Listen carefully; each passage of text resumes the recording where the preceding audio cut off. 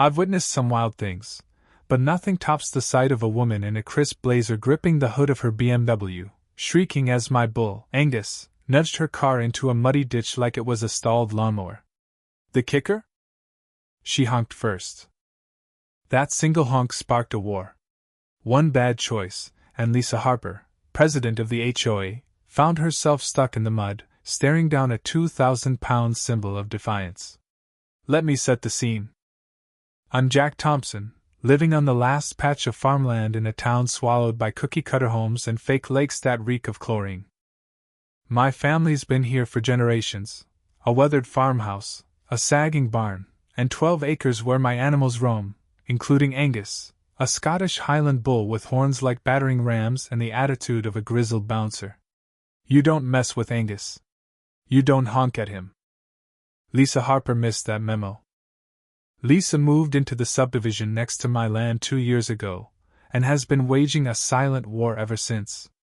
She struts like she's dodging everyone else's mistakes, clipboard in hand, lips perpetually pursed.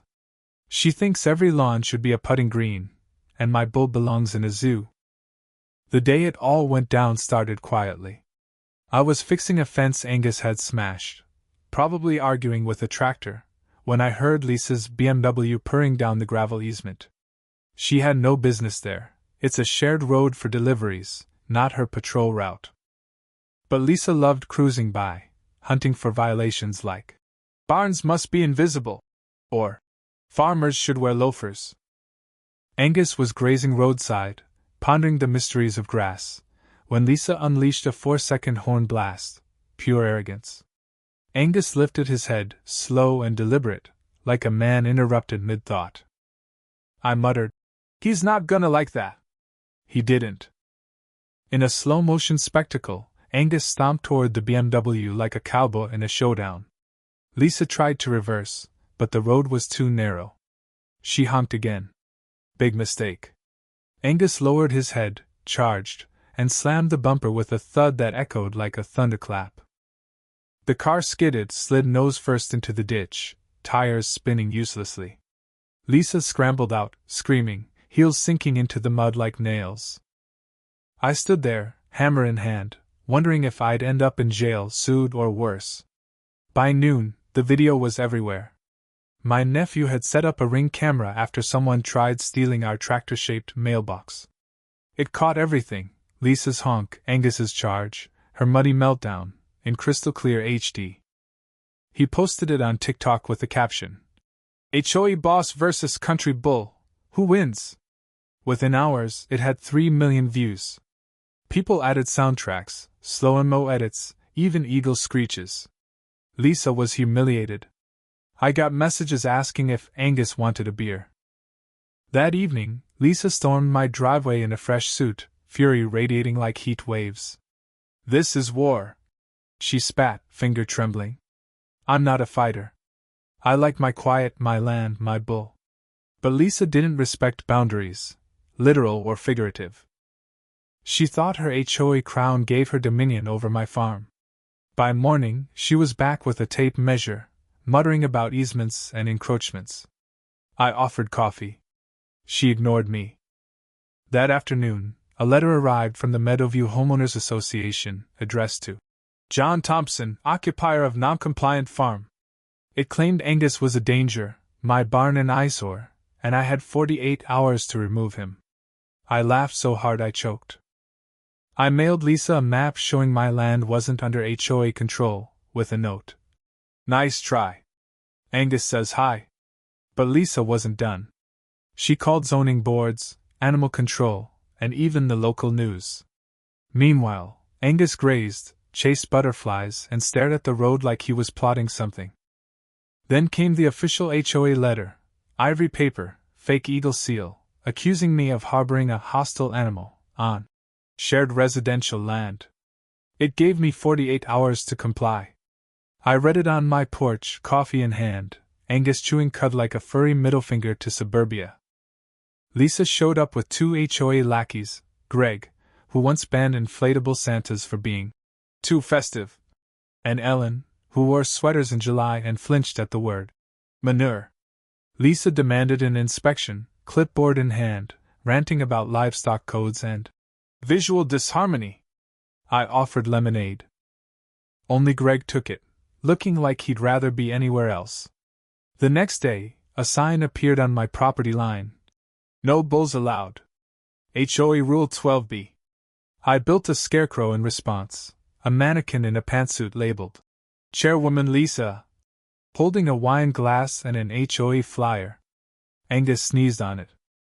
The war escalated. Lisa filed to rezone my land as semi-suburban, a blatant power grab. The news got wind, and a reporter, Mia, interviewed me at Angus's pasture. I spoke about my dad, how he taught me that land is family. My voice cracked. Lisa, spotting the news van, charged over, waving her clipboard, yelling about unauthorized media. Mia asked for a statement. Lisa's red-faced rant aired that night, split-screened with Angus chewing grass.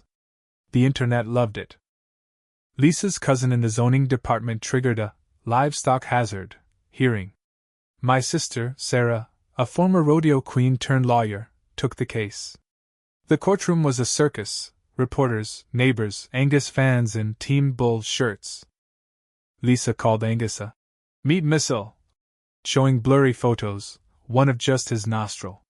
Sarah presented my land's legal status and played the viral video.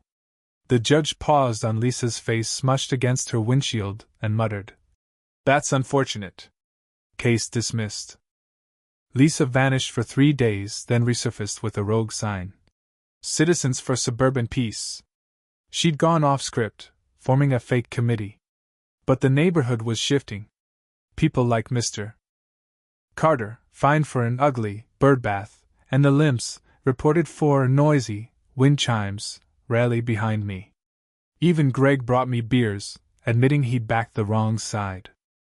I launched Operation Hoof, painting fake hoofprints from the HOA pool to Lisa's gnome garden, topped with a compost gift. Lisa's miscalibrated sprinklers soaked a visiting senator. The footage went viral. Lisa's Harmony Barbecue flopped. Nobody wanted her rules or stale potato salad. I hosted a bull bash with lemonade, bluegrass, and Angus in a power to the pasture sash. Even Ellen showed up, whispering that HOA rules felt a bit fascist. Then disaster. Lisa's illegal 4th of July fireworks spooked Angus. He broke out, trampled a lighthouse fountain, and stormed the HOA clubhouse. I chased him, but Lisa cornered him with an air horn. She blasted it. Angus charged, and Lisa tripped into the lobby's koi pond. He stopped short, snorted, and strolled out. Security footage caught Lisa admitting she faked the HOA map. The clip sparked outrage. The HOA vote was electric. The clubhouse buzzed with neighbors, some in "Let Angus speak" shirts. Lisa gave a shaky speech about suburban values.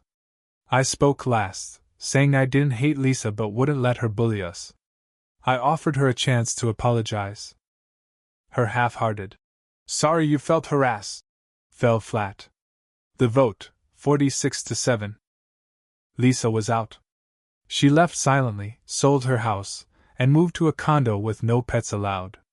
A new president, Clara, took over, handing out pies instead of fines. Life settled. Angus stayed a local legend, posing for tourist photos if they brought apples. The internet moved on, but Meadowview remembered. One honk, one bull, one stand changed everything.